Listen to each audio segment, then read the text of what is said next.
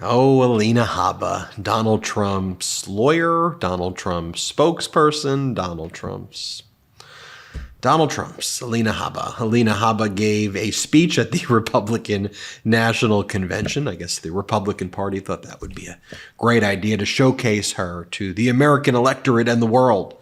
She made a fool of herself on stage, and she told the story about how Donald Trump told her that he had selected a song about her and that he wanted to share with her. And you know what the song was? Here, play this clip.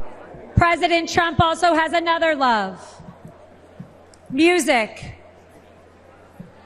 A few years ago, he wanted me to hear a new song he had selected for an upcoming rally. I could hear it blaring in the background at Mar-a-Lago. He landed on a song called "Hold On, I'm Coming." Yep, he landed on a song that was called "Hold On, I'm Coming." All right, then Alina Habba talks about how Donald Trump's career is a testament to business excellence. Aren't you just supposed to be his lawyer? What are you even doing here? Here, play this clip. For decades, the Trump Organization transformed skylines and created thousands of jobs. His buildings and businesses are a testament to his commitment to excellence and his drive to turn dreams into reality. Then she fake tears up on stage where she talks about their friendship. Play the clip. But to me, he is my friend.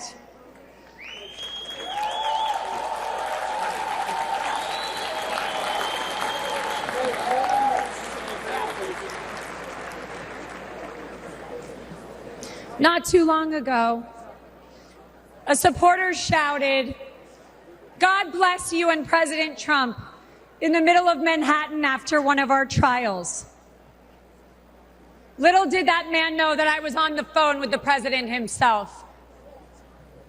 And he immediately asked me to pause, give the man my phone, and spent time speaking to him and thanking him for his support. Then she tells some corny story about the left tried to demolish Donald Trump, but there's no bulldozer. But there's no bulldozer big enough. Here, watch this. The left has tried to demolish President Trump, but there is no bulldozer big enough or strong enough to remove the legacy that he has built or the future he is creating.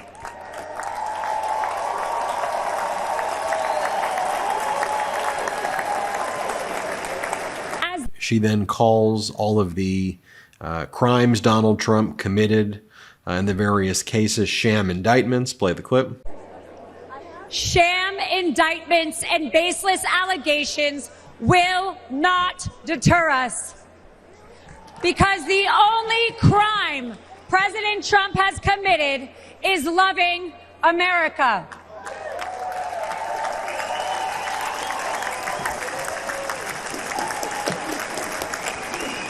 She then talks about how loving America is not a felony. Play the clip. Because the only crime President Trump has committed is loving America.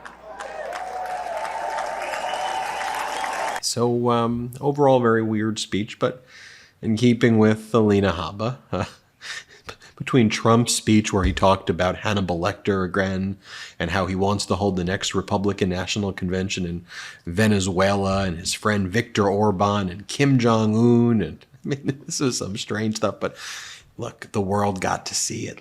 Alina Habba is someone who Donald Trump may appoint to the Supreme Court. She may be like the attorney general if he were to ever disgrace the office again. Here she is on a podcast for those who are just being introduced to Habba, where she says, look, she'd rather be pretty than smart because you can always fake being smart. Play the clip. I'll tell you something. Somebody said to me, Alina, would you rather be Would you rather be smart or pretty? And I said, oh, easy. Pretty. I can fake being smart. No, you can't, Alina. And the way you behave on stage, the way you behave in public, it's foolish. It's demeaning to our country. It's embarrassing. Not just for yourself, but for all of us. It's humiliating. She walks around with a hat that has, it's a photo of Donald Trump on the hat, giving people the middle finger. She walks around with gold chains with Donald Trump's face on it.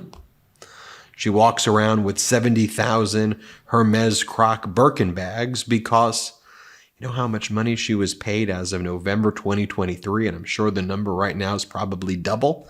What's your guess on how much Trump's political action committees have paid her? How much do you think Mr. and Mrs. Magadonia have paid Alina Habba? Well, as of November 2023, the number was $3.5 million.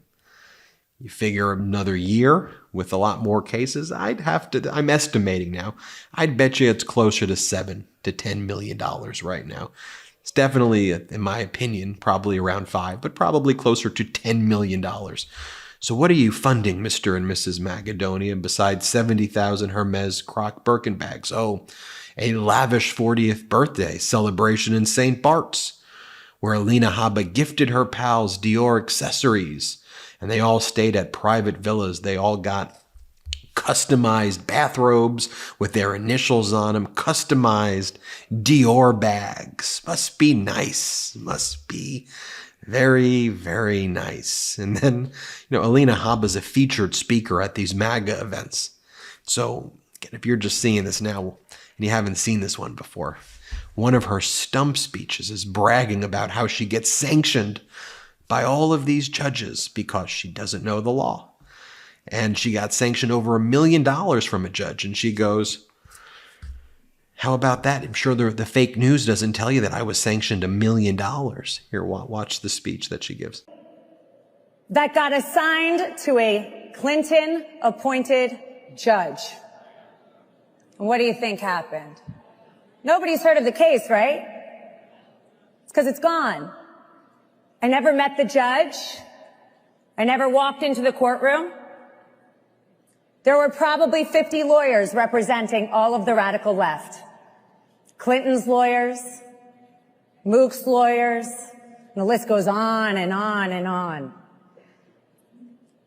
1 month. It got dismissed, and me and President Trump got sanctioned $1 million for going against crooked Hillary.